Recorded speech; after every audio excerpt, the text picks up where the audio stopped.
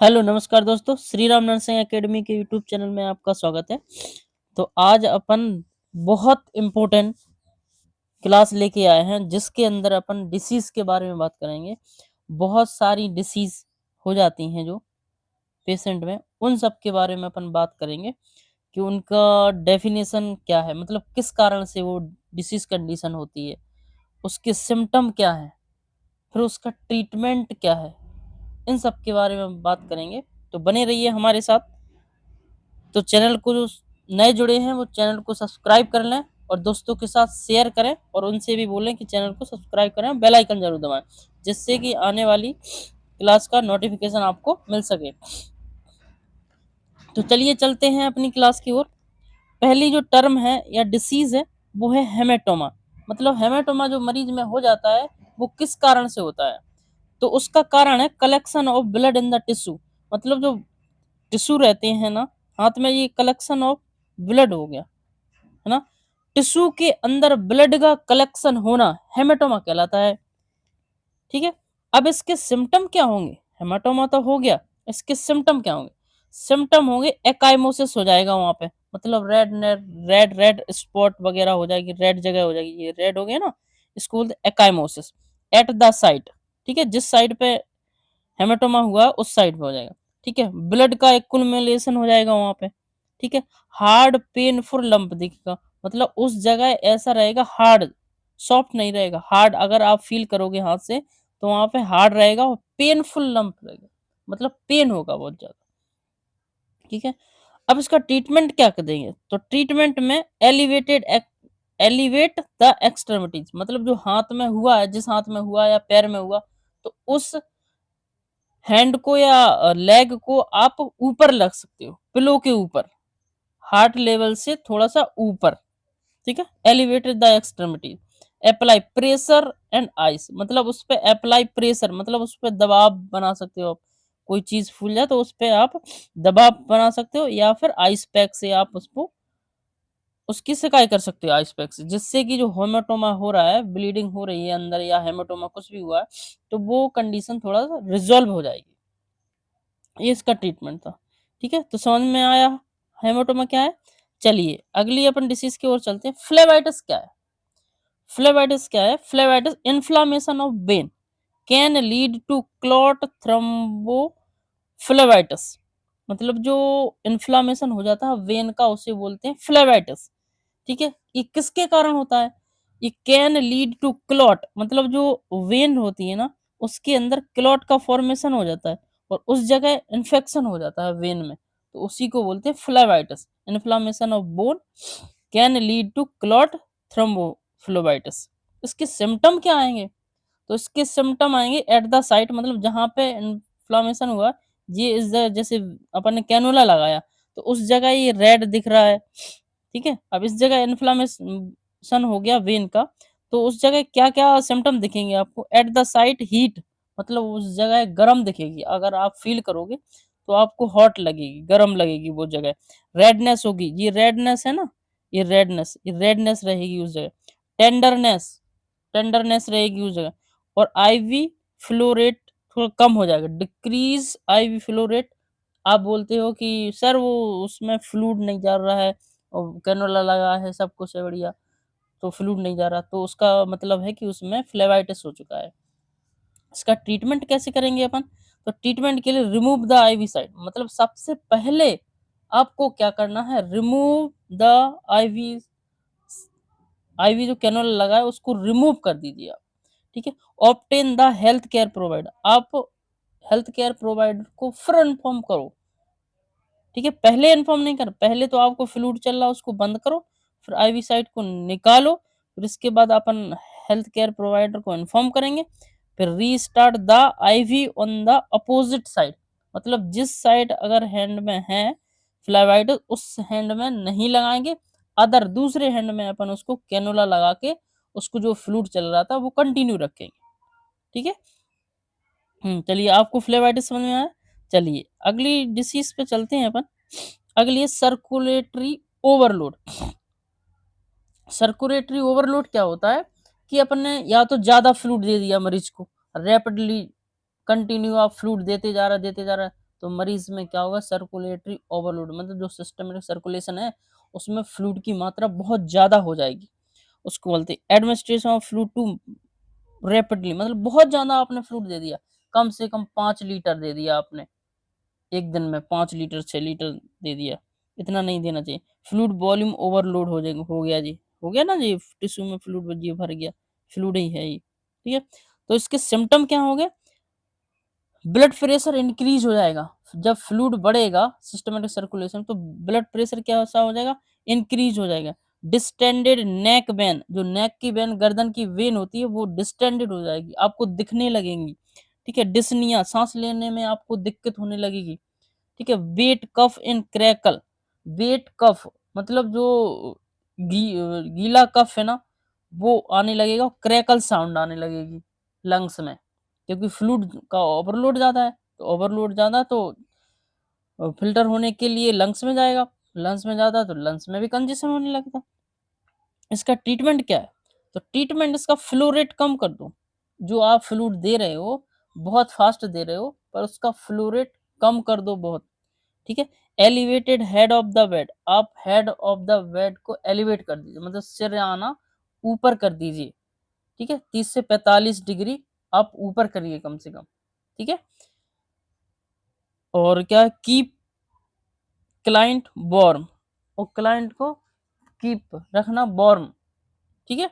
तो आप एलिवेट कर दोगे अगर, तो पल्मोनरी जो कंजेशन हो रहा था, डिस्निया हो रहा था, सांस लेने में दिक्कत आ रही थी, उसकी प्रॉब्लम वो रिजॉल्व हो जाएगी, और आप उस फ्लूइड को बंद करके फिर हेल्थ केयर प्रोवाइडर को इन्फॉर्म करें। फिर इसके बाद जो आपको ट्रीटमेंट बताएगा हेल्थ केयर डॉक्टर, या फिर आपको एडवाइस देगा, उस एडवाइस को आप इम्प्लीमेंट करें। चलिए अगली कंडीशन क्या है, एयर एम्बुलेंस।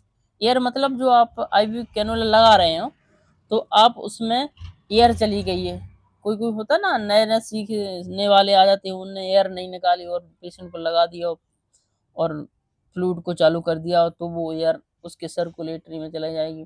जब एयर सर्कुलेटरी में जाती है तो बहुत प्रॉब्लम कर जाती है, मरीज की जान भी जा सकती है, इतना खतरनाक हो जाता है एयर एम्बुलेंस। तो आप लोग कृपया करके ध्यान से काम किया करें हॉस्पिटल में, ठीक है। तो air ambulance, air enter the went through the IV tubing, जब आपने आईवी ट्यूबिंग लगाई है तो उस दौरान आपकी जो एयर है वो सर्कुलेटरी में चली गई है। अब जब एयर सर्कुलेटरी में चली जाएगी तो वो क्या कहेगी, जो छोटी छोटी वेन्यूल्स होती हैं उनको ब्लॉक कर देगी, ब्लॉक कर देगी तो वहाँ की ब्लड सप्लाई रुक जाएगी, ब्लड सप्लाई रुक जाएगी तो मरीज को बहुत दिक्कत होने लगी। अब इसके सिम्टम क्या क्या आएंगे, जब एयर एम्बुलेंस हो गया तो टैकीकार्डिया होगा, मतलब हार्ट रेट ज्यादा हो जाएगी, ठीक है। चेस्ट पेन होगा, मरीज को छाती में दर्द होने लगेगा। हाइपोटेंशन होगा, मरीज में जो बीपी है वो कम हो जाएगा। एलओसी हो जाएगा, लॉस ऑफ कॉन्शियसनेस कम हो जाएगी, मरीज की जो अलर्टनेस है ना वो कम हो जाएगी, वो बोलना थोड़ा सा कम कर देगा। बहुत साइनोसिस हो जाएगा, जिस जगह पे ये एम्बुलेंस में फंस गया ना उसके आगे वाली साइड में साइनोसिस हो जाएगा, ब्लूइश डिस्कलरेशन होने लगेगा स्किन का।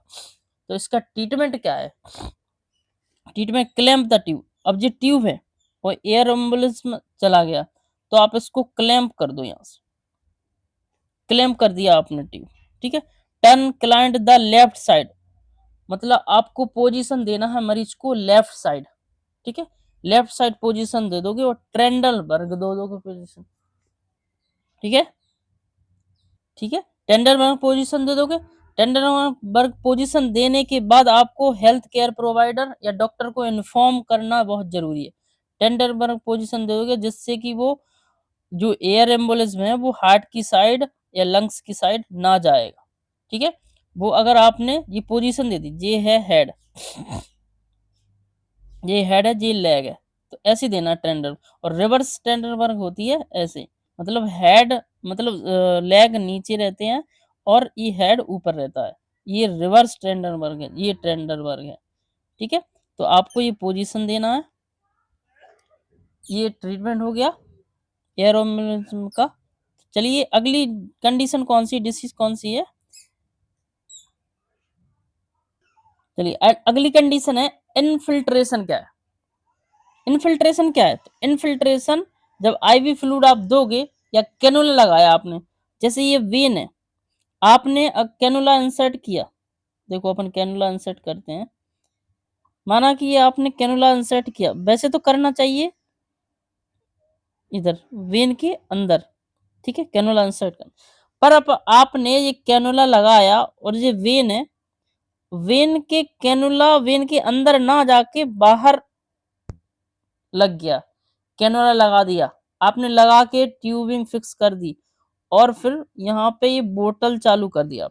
जब बोतल चालू करोगे और यहाँ पे जब कैनुला आईवी लाइन में नहीं गया, आईवी लाइन के बाहर, मतलब वेन में नहीं गया, वेन के बाहर कैनुला फिक्स कर दिया आपने और फ्लूइड चढ़ा दिया। जब फ्लूइड आप चढ़ाओगे तो वहां पे क्या होगा, एक्यूमुलेशन होने लगेगा फ्लूइड का।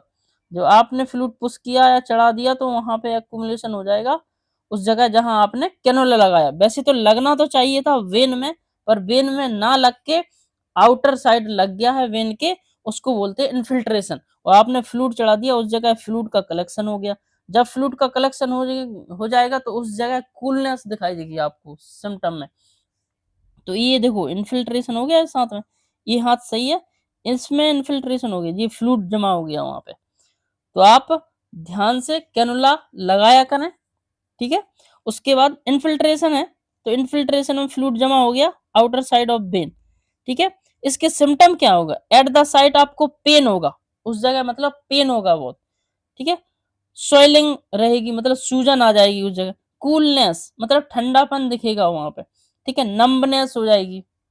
इसका ट्रीटमेंट कैसे करेंगे, रिमूव द आईवी साइट, जो आईवी आपने कैनोला लगाया उसको रिमूव कर दीजिए, ठीक है। एलिवेट द एक्सट्रीमिटी, जहां पे फ्लूइड का कलेक्शन हुआ है उस एक्सट्रीमिटीज को आप प्लो पे एलिवेट करके रखिए, ठीक है। अप्लाई द वार्म, मतलब जो गरम वो होती ना, गरम हॉट वाटर से सिकाई कर दीजिए उसकी। Apply the warm and cool compression, उस जगह आप अप्लाई वार्म भी, वार्म वाटर होता ना उसकी, और कूल कंप्रेशन भी दे सकते हो आप, ठीक है। डू नॉट रब द, वहां पे रबिंग नहीं करना है आपको कि ये फ्लूइड जमा हुआ है ये हट जाए, रब आपको नहीं करना है, ठीक है।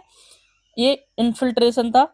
तो आप लोग जो नए नए सीखने वाले होते बच्चे, उनको जो सीनियर हैं उनकी संरक्षण में काम करना चाहिए, अच्छे से कैनुला लगाना चाहिए जिससे कि मरीज को कोई दिक्कत ना होवे, ठीक है।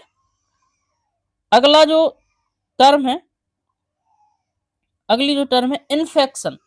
इन्फेक्शन क्या है, entry the micro organism into body via fluid volume, मतलब जहां पे आपने कैनुला लगाया उस जगह से ये क्या है, जो माइक्रो ऑर्गेनिज्म है वहां से ये इंटर कर जाते हैं, तो उसको बोलते हैं इन्फेक्शन। इसके सिम्टम क्या क्या होंगे, इसके सिम्टम होंगे टैकिकार्डिया होगा, रेडनेस होगी उस जगह, स्वेलिंग होगी, चिल्स, फीवर रहेगा और मेलाइस रहेगा, ठीक है। इसका ट्रीटमेंट क्या रहेगा, remove the IV site, IV site को आपको रिमूव करना है अगर इन्फेक्शन हो जाए तो। ऑप्टेन कल्चर भेजो, उसका जो कैनुला है ना उसका आप कल्चर भेजो, ठीक है, कि बैक्टीरिया कितना ग्रोथ करेगा, कौन सा बैक्टीरिया, ठीक है। एंटीबायोटिक दो, कल्चर पहले भेजेंगे उसके बाद ही अपन एंटीबायोटिक देंगे, ठीक है। एडमिनिस्ट्रेशन, एंटीबायोटिक एडमिनिस्ट्रेशन कहते हैं, ठीक है। तो आज की क्लास यहीं पे समाप्त होती है। आई होप कि आपको आज की क्लास अच्छी लगी हो। क्लास को लाइक शेयर सब्सक्राइब करें और ये कमेंट, अपना प्यारा सा कमेंट जरूर छोड़ें, ठीक है। और दोस्तों से सब्सक्राइब कराएं और हमारे चैनल को सपोर्ट जरूर करें, ठीक है। और हाँ, श्री राम नर्सिंग एकेडमी के फेसबुक पेज को भी फॉलो कर लें, उस पे भी आपको इन्फॉर्मेशन और बहुत सारी जानकारी, नॉलेज मिलती रहेंगी। तो अपनी क्लास को शेयर करें, लाइक और सब्सक्राइब करें, ठीक है। तो आप लोग ऐसे ही पढ़ते रहें, मेहनत करें। सफलता एक दिन में नहीं मिलती है, लेकिन आपको सफलता एक ना एक दिन जरूर मिलेगी, ये अपने आप से वादा कर लीजिए। अगर असफलता भी मिल रही है तो आप एक ना एक दिन सफल भी होगे, ऐसा नहीं कि आप सफल नहीं होगे, मेहनत का फल जरूर मिलता है। तो आप मेहनत करते रहिए, ठीक है। थैंक यू दोस्तों, धन्यवाद। मिलते हैं एक और अगली वीडियो में। जब तक के लिए जय हिंद, जय भारत।